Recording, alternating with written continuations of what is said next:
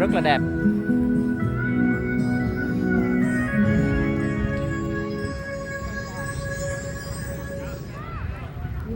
Ba đi ba.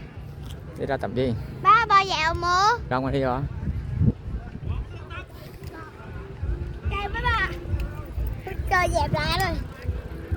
Quá đẹp cho một tình yêu.